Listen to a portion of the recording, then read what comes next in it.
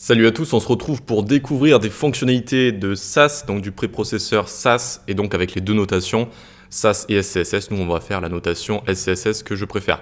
Donc ici, on va pouvoir s'enlever ce qu'on a vu dans la vidéo précédente. Hop, hop, on peut s'enlever tout ce qu'on avait vu, c'est-à-dire le nesting et les variables. Ok, donc ce qu'on va voir maintenant, c'est quelque chose de très utilisé, ça s'appelle les mixins. Les mixins, ça permet d'écrire un bout de code et de le réutiliser partout. D'accord, très facilement. Donc on vient ici, on va se créer par exemple des box ici, donc hop, on va faire une div avec la classe box P comme box parent et une div avec la classe box E comme box enfant. Ensuite on va dans notre style.css, on n'oublie pas de watch le SAS ici hein, pour que ça l'écrive directement dans notre style CSS avec l'extension ici Live SAS Compiler. Mais à mon avis, si vous avez déjà vu les vidéos avant, vous devez savoir de quoi je parle. Donc on vient ici, hop, on retourne à notre style.css. Et donc souvent, par exemple, on a du code qui se répète. Ça peut être des margins, du padding, des couleurs, ou encore quand on utilise CSS Grid, Flexbox. Ok, donc une mixin, ça va se créer comme ça, @mixin. Ensuite, on va lui donner, alors ça, on va juste le cacher un petit peu. À chaque fois qu'il y a une erreur, en fait, ça va nous le montrer. On va le baisser ici. Donc, un mixin, ça se décrit comme ça. Vous faites @mixin, puis le nom du mixin, par exemple flexmid ici. Par exemple, parce qu'avec Flexbox, on a souvent envie de centrer les éléments avec Justify Content Center pour centrer sur X et Align Item Center pour centrer sur Y.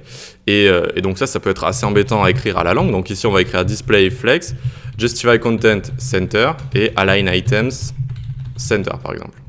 Voilà. Ensuite, box P, notre box parent, on va lui donner une width de 300 pixels. On va lui donner une hauteur également de 300 pixels et un background saumon. Voilà, nickel. Donc là, normalement, on devrait la voir apparaître. Elle est ici, super. Et box E pour box enfant, on va lui donner donc du coup plus petit. On va lui donner 100 par 100, 100 pixels. Hauteur de 100 pixels également. Tac. Et on va lui mettre comme background. Je lui avais mis un background spécial. Alors, je me souviens plus. Je crois que je m'étais écrit à côté. Voilà. J'aime bien utiliser pour les vidéos des couleurs un peu spéciales bisque. Voilà, c'est une sorte de beige. Et donc, du coup, on a nos deux carrés les uns dans les autres. Et là, si on a envie de centrer parfaitement notre second carré avec la couleur bisque dans notre premier carré, eh bien on peut directement utiliser notre mixin ici. On va devoir l'inclure dans notre parent ici, donc on fait @include comme ça et flexmid tout simplement. Tac. Et donc là, hop, c'est bon, on a bien notre seconde box qui est centrée. Pourquoi ? Parce qu'ici on utilise Flexbox avec DisplayFlex, Justify Content, etc. Si on va dans notre style, hop, ici on voit que ça s'est rajouté à BoxP.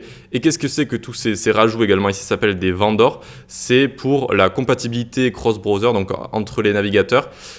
Certaines fois, pour certaines propriétés, il y en a qui ne le supportent pas encore très très bien. Par contre, si on rajoute ce genre de vendor comme ça, eh bien ça va parfaitement le supporter. Okay, c'est pour ça que vous le voyez un petit peu partout. Eh bien, écoutez, super, on a pu l'utiliser ici. On peut l'utiliser par exemple pour notre body ici. Body, du coup, si on utilise ce genre de choses, la Flexbox, Justify Content, etc. avec le body, ça va parfaitement le centrer dans notre body. D'accord ? Et on n'a plus qu'à faire ici, par exemple, @include, flexmid, comme ça, tac. Et alors, qu'est-ce qui s'est passé ici à votre avis ? Pourquoi ça ne s'est pas centré en hauteur, mais juste en largeur ? Parce que de base, le body a une largeur, mais il n'a pas de hauteur. Donc ici, on va bien lui spécifier qu'il a une hauteur de 100 VH, tac. Et là, tadam, ça va bien le centrer sur, donc de haut en bas aussi, d'accord ? En hauteur. Parce que de base, le body, il n'a pas de hauteur avant qu'on lui en donne comme ça. Donc très bien, ça c'est mixin, c'est très utilisé, vraiment intéressant. Vous pouvez l'utiliser avec tout un tas de bouts de code que vous réutilisez sur votre site quand vous avez des palettes de couleurs que vous réutilisez, etc. Des dimensions spéciales pour du texte par exemple, eh bien vous pouvez utiliser les mixins. Ok, alors maintenant on va voir les fonctions. Alors là je vous montre assez rapidement mixin, fonctions, etc. Et puis vous allez voir que dans la prochaine vidéo, on va voir qu'on peut utiliser boucle for, les conditions, etc. Et vous allez voir qu'on va pouvoir aller un petit peu plus loin dans tout ça. Pour l'instant, je vous montre un peu voilà, les bases de ce que ça fait, de ces fonctionnalités. Donc on va l'appeler fonction add par exemple. Et donc là on lui passe tout simplement des paramètres, donc A et B. Et vous l'aurez deviné, tout ce que ça va faire, c'est return. Donc on doit mettre un arrobas devant, arrobas return, A plus B. A plus B ici. Et donc cette fonction, on va pouvoir l'utiliser partout. Par exemple, notre 8 ici, on peut faire add ici directement. Et donc notre A, ce sera 50 VH. Notre B, ce sera 50 VH.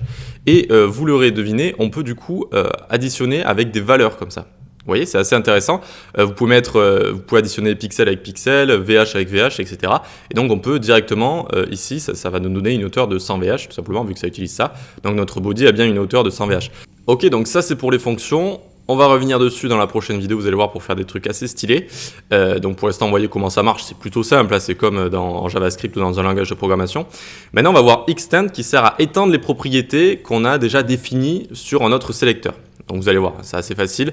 On vient ici, alors ce qu'on va faire pour éviter d'avoir tout le body qui soit flexé, comme ça, enfin, qu'on utilise DisplayFlex, on va enlever le flex ici sur le body. D'accord? Du coup, maintenant, on peut se créer ici un H2 avec la classe titre, par exemple.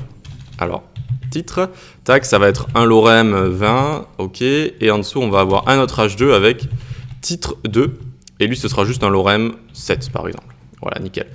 On va aller tout en bas, ok, on va se styliser notre premier titre, du coup, on lui fait un font size de 50 pixels, voilà, on imagine font weight de 700, voilà, 700, et puis on prend la font femme qui est déjà intégrée, qui est sans serif.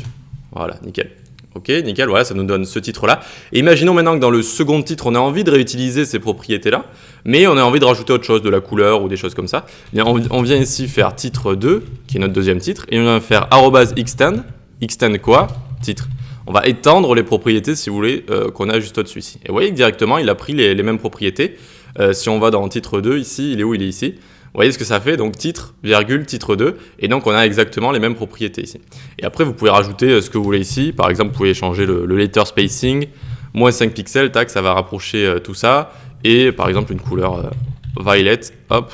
Et directement, vous avez votre texte en violet comme ça. Ok, donc c'est bon, dans cette vidéo, on a rapidement vu les fonctionnalités de Extend, Mixin et les fonctions. Mais vous allez voir que dans la prochaine vidéo, on va voir qu'on peut utiliser des conditions avec ça, c'est ce qui est plutôt sympa. Donc les conditions, la boucle for, each.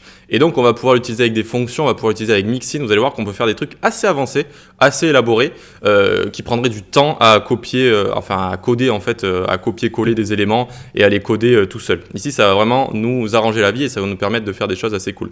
Donc tu peux liker, partager, t'abonner, nous rejoindre sur Discord. Tu peux t'abonner aux mails que j'envoie toutes les semaines, 1 à 2 mails par semaine sur le développement web et suivre mes cours sur l'école du web ou les plateformes Udemy, tuto.com, etc.